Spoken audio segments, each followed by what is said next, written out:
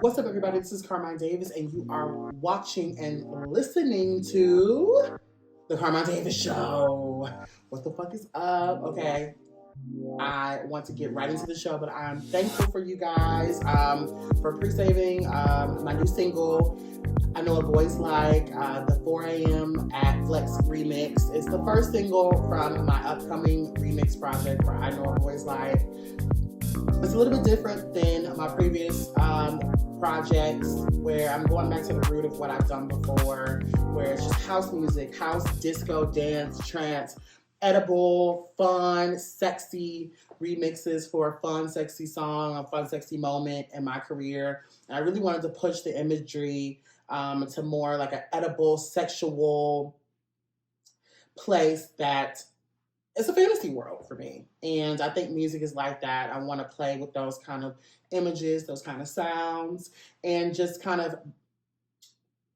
make it as fun to create as it is to, I guess, read and look at. So make sure you guys pre-save. And by the time this comes up, it'll be out. So stream the single at carmondavis.com/music and make sure you guys run it up the charts. So, but before we do all of that, make sure you guys subscribe, rate, and review this podcast, rate with the show. Thank you guys so much for your continued support. I love you guys. I'm just filled with gratitude. Just so thankful for you guys for listening to me through all these years, watching me for this year, and I'm thankful. So let's get into the show. This is from LovelyScott.com. Will Smith feared he was gonna get killed by Tretch for one-off date with Peppa. All right, Will Smith fans are trying to fill in the gaps of a hilarious first date story he shared on his new podcast celebrating hip-hop Class of '88. And a new excerpt from Smith's podcast Class of '88 that features the star talking with Salt and Peppa Denton, who toured with Fresh Prince and his partner DJ Jazzy Jeff during the early days of his music career, shared that she went on a single date with Smith and was intrigued by him, but denied his advances because she felt he was far too nice. Okay, you were very nice, she began, recalling the date began with a drive in LA. That was the date you won and beat us out. You was so happy. You was like, let's go celebrate. She said, referencing Smith's first ever Grammy win in 1989, where he and Jeff beat out Salt and Pepper and LL Cool J, who also was nominated in the rap category. Then we were out and you saw a homeless person. You gave a homeless person $100, and it was so nice. Then we went to the Hollywood sign, she continued, as Smith recalled Peppa was on a break from her ex, Tretch. I think you and Tretch had been broken up for a minute. So in my mind, when I was trying to spit my game, but I really ain't have nothing because my concern was I going to get killed, said Smith. It was a sentiment Saw agreed was a legit concern, a response that made everyone assembled cracked up laughing. All right, soon after catching wind of the clip, Tretch himself, Lordy, I didn't know he was going to respond, child. Soon after catching wind of the clip, Tretch himself took to his socials where he addressed the situation by poking fun at the Chris Rock. He made fun of the Chris Rock Smith slapping incident. Keep my name concerning my ex bitch out your motherfucking mouth. Laughing emoji. He captioned a pit post in which he reshared a headline about the story. Denton's comments echoed a 2009 interview with Global Grind where she elaborated on her regret. I thought Will was really cute and we would hang out a lot on the road. He liked to take care of me and never let me spend a dime. He was the kind of guy, real generous, said Peppa, explaining a tour together while competing in hip-hop contests. Explaining the tour together while competing in hip-hop contests. I sometimes kick myself and I think about what could have been. He was so nice to me, but I really wasn't feeling him. I guess I couldn't appreciate a nice guy like Will Smith. He wasn't thug enough. I was attracted to the thugs and hoodlums. Will was so nice to me, she added. Well, not a surprise here. She's spoken about how she was in abusive relationships in the past, and we've all been there where we come from a background. I really love Salt and Peppa, and I have paid attention to them since I was a kid. They were definitely a little bit before me, way before I was even thought of. But I love good music, right? So I love knowing the pioneers and the platforms and the people who are holding up the sound that we deal with today. So I study Salt and Pepper. I love their sound. I love their music. I love their vibe. And I love their story. They're hood girls that came from nothing. And her story in particular, Pep was one of, she came from an abusive household. She was dealing in an abusive relationship with Tretch, who was, that nigga in the industry himself. They were, Will and Tretch were like completely opposites of the spectrum. And so her not dealing with Will and his niceties and all of that makes so much sense. But she was a damn fool. I personally know a bunch of girls who would rather get their head knocked off than get their lips kissed on. You know what I'm saying? Like, it's just comfortable for them. And even a lot of guys, I know a bunch of them are getting they're fighting each other in their apartments right now because a slap feels better than a kiss to them. And I think that's crazy. Personally, you love up on me, right? I would fuck and suck Will Smith. Oh my God, I'm doing it again. Oh my God, I'm always sexualizing Will Smith. Last episode, I sexualized, or the episode before, I overly sexualized that man. I had got it in my brain that Jada pegs Will, and now I've literally, on my browser, have spent at least 1 or 2 nights since that conversation watching wives peg their husbands on my Vidster. So Will Smith has unearthed a sexual desire for me, right? I don't want to get in there myself. I just kind of want to watch him get pegged. And I feel like Pep was the type of bitch that would do it. And so would Jada. I feel like she would grab that strap on and give Will the loving he deserves in the manner in which he deserves it, because he's a good boy. And good boys need a bad bitch. You know, and they need that butt played with. I'm sorry.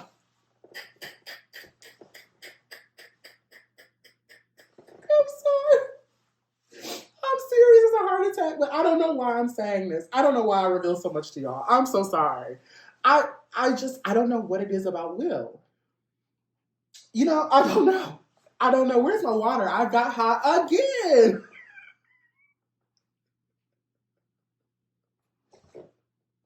If you and Will Smith are ever in the same place, keep him at a comfortable distance from me. Not out of fear because of me, but if there is a woman in his vicinity that would peg him and I could watch, I would. That's all I'm going to say about that. We're going to move on to the next hot topic because I am really, really, really hot. But before we do, guys, make sure you guys subscribe, rate, and review this podcast. Make sure you guys rate and review this podcast. Comment below. Leave a comment below. Do you think, like, how would all of our lives, even in pop culture, would be different if it was Will and Pep, not Will and Jada? Like, how would that have changed anything? Would that change a lot? Would Jada be Pep and Pep be Jada? I kind of feel like the stuff that Jada's revealing right now would not be so shocking if it was just Jada Pinkett Smith. But the fact that she was Will and Jada for so long, I think is so revealing. Do you think that Pep would be in a different situation now? Would she be an actress? Would she still be a hard-spitting bitch that she is today if she was married to Will? Would Will let her work like he didn't let Jada work? I don't know. Leave a comment below. Let me know what you guys think. We're going to move on to the next hot topic. This one, of course, comes from my favorite, lovebscott.com. We've been following them for the longest, child. Who don't they owe? Kim Zolciack and Corey Bierman ordered to pay $230,000 in a bank lawsuit. Zolciack and Corey Bierman did not file a response to a lawsuit with their bank, and the decision is going to cost them. A court in Georgia ordered the estranged couple to pay Simon's bank over $230,000 after the pair defaulted on a home equity line of credit, according to the court docs obtained by TMZ.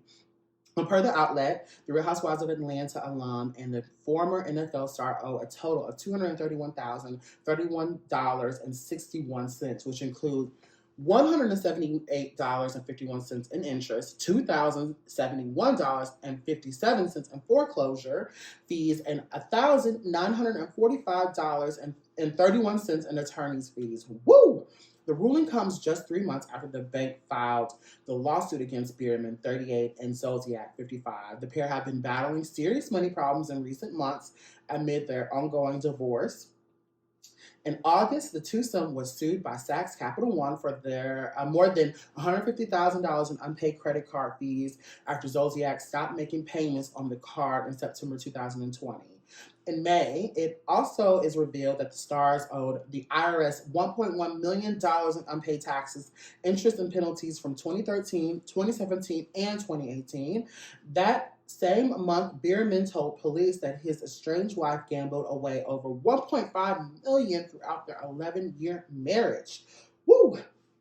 Then in June, Target also slapped the pair with a lawsuit claiming they failed to pay off their $2,482 balance of 24 cents with the retailer. However, the couple was recently granted the ability to sell their $6.6 million Georgia home, which was previously facing foreclosure.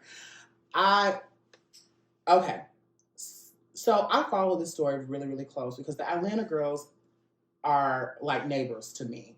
And the Biermans, Zolciack Biermans, live so close to me that I actually fought the urge to take a tour of the Zolciack Bierman household, which is literally like 4 blocks away from me.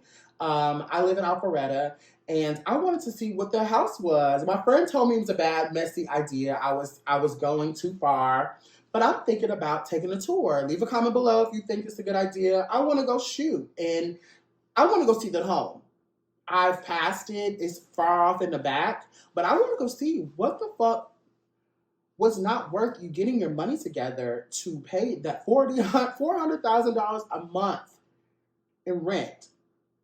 A 2-income household, you got 4 fucking grown kids, and then you got 6 badass kids that got Instagram accounts. Like, y'all are an army over there. There's no way that y'all couldn't pull $400,000 in rent a month with all those motherfucking kids and all those phones blinging and blopping and tinging and binging, right? Then I thought about it. Why the fuck would they want to? Who would want to pay $500,000 in rent a month in their right mind when nobody's working? Kim ain't had a job, bitch. Nene said, you don't got a job. You don't work, bitch. So I'm confused. Why was she staying there so long? Why were they able to stay there so long? George is going to have to make it make sense to me. I go a month without paying this motherfucker. I'm out. So why the fuck? And I live in an apartment, bitch, in Alpharetta. How were y'all able to live so lavishly, everybody, for years, and post on Instagram you flying with your nails done? This is fascinating to me, and it's just I gravitate towards Kim because she's like a neighbor to me. Like I said, her kids and I go to the same Walmart. They eat at the same restaurants we work at. Like, I've seen them passing and going. We beat the same pavement. And how these people live, Caucasians live these exorbitant lifestyles, and so many people. When a bitch gotta work every motherfucking day to maintain what she got. And they looking at me like, you don't belong here. Bitch, you don't fucking belong here.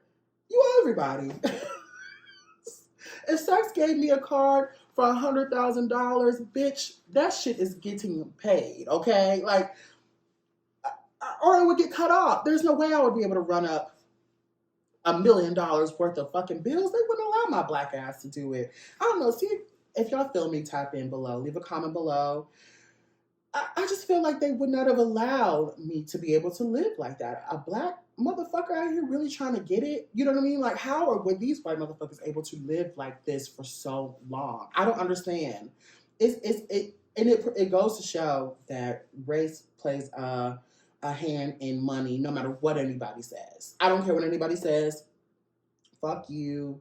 You know what I'm saying? Make it make sense. You give me a black person in these people's financial situation with the same timestamps, the same data, the same interest, the same ability to even just turn around and sell a home for $6 million. Because I remember it being like 1.1 million and then it spiked up and they're trying to sell it for $6 million. And I want to go take a tour and see if it's worth $6 million fucking dollars. And it's smart for them to try to sell it because they could sell the home, right? And there are a bunch of people out here off of Reddit for $6 million to buy this home is nothing to these people who are really actually wealthy out here. And they're going to own the Zolciack Bierman home that Kim lived at comfortably without paying a dime for years. Scratch, scratch, scratch, scratch, scratch, scratch, scratch. Like, that's confusing to me. Leave a comment below. I don't know. Maybe I don't know much about money. Maybe I know a little bit too much about money, honey. I don't know about white money, having money while white. Because there's no way they would have let my black ass live in a motherfucker that long. They wouldn't. But let's move on. Again, if you're new to the show, make sure you guys subscribe, rate, and review this podcast. I'm going to do it for my health. Let's talk about Madonna and 50 Cent. Two names that child. Every time they are in a news clipping, there is something going on. Love These Guys reports 50 Cent mocks Madonna's body, compares her to a bug. Who the fuck did this? 50 Cent can't get enough of mocking Madonna. The rapper 48 took to Instagram to share recent videos of the Material Girl 65 performing on her celebration tour. In the post, Madonna appears next to an illustration of an ant to compare the two's rear ends. Who the fuck did this? She's rich. How the hell did she get... how she didn't get this fixed? 50 wrote on the caption, I want the fucking doctor's name right now. I mean, damn it, man. LOL. Madonna did not respond to 50 Cent's comments at publishing time. The two haven't always been on bad terms. In fact, a 2003 episode of MTV's Total Request Live had the music stars all smiles and exchanging hugs. In fact, the unlikely beef between Madonna and 50 may have started over a dispute with their then record label. In 2011, Madonna inked a joint deal with Live Nation and Interscope Records after leaving her longtime label Warner Music. 50, who at the time had been under Interscope since his Get Rich or Die Trying album, was reportedly upset that the label mistakenly released the cover art of his single Girls Gone Wild without his approval. To make matters worse, Madonna's new single at the time was Girl Gone Wild, was set for release. Now Madonna's single is called Girls Gone Wild. This is some bullshit, wrote 50 in a now deleted tweet. 50 has made a number of critical comments about the iconic singer in recent years. In 2019, the rapper suggested that Madonna was too old to be under the bed trying to do